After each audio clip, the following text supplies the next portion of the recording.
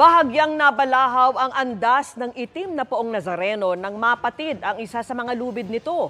Ang mga deboto tuloy ay nagkagulo at pinag-agawan ang hibla ng lubid na pinaniniwalaan nilang milagroso. Nakatutok si Oscar Oida. Ang andas ng poong Nazareno, hindi demotor at umaandar lang dahil hinihila sa ruta ng mga deboto gamit ang mga lubid. Ang paghila sa lubid ng andas, panata ng maraming mga deboto. Kaya malalim ang kahulugan ng lubid na ito sa mga namamanata. Pero sa may bandang Arlegue Street, ang isa sa mga lubid ng andas, napatid. Sasalang po sana kami doon, kaya lang yung lubid, kaya siya natagalan, naputol. Kaya nahirapan. O nga bang namimingga po kami, nalaman na lang po namin yung tali, umigot na sa may gulong. Kaya nabalaw ng matagal dun sa may kanto. Ang naputol na lubid, agad itinakbo ng mga ihos pabalik sa Quiapo Church.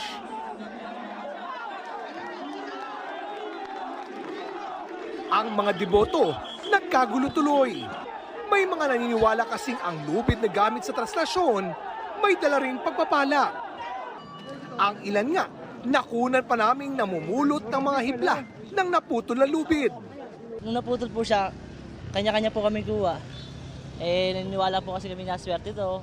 Dahil naputol ang tali, unang inakalang magiging makupad ang andar dito. Dagdag mo pa, ang dami ng mga debotong nagpupumilit makasampa sa andas. Ayun na, nag-ball na dun, oh. Yeah.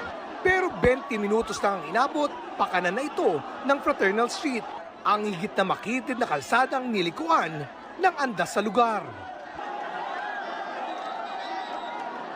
Kung dati-rati inaabot daw ng 3 hanggang 4 na oras ang andar ng andas sa bahagi ito ng translasyon, ngayong taon, higit daw naging mas mabilis ang andar nito. Sa lahat ng nagdaan ng mga translasyon, ito po ang pinakamabilis na hila lang siya. Ito po yung pinakamabilis niyang pagdaan dito. Sinamantala naman ng mga nagnanais makasampa ang pagkakataon. Yung iba, matapos makasampa, lumulundag na lang pababa. Mababakas sa mukha ng mga naroroon ang matinding hirap na pinagdadaanan sa sobrang sikip ng lugar. Pati bakod tuloy ng isang bakanting lote, tinumba na. Maya-maya pa, tumambad na sa amin ang isang hinimatay na ginang na nakasakay sa stretcher habang pilit na inilalayo sa lugar ng mga rescuer. Tagpong ilang beses ding naulit. Sa may Concepcion Street, ilan pang kinapos sa hangin ang inabutan namin. Kaya animoy biyaya galing langit sa tuwing may magsasaboy ng tubig o di kaya na may mamimigay ng mineral water.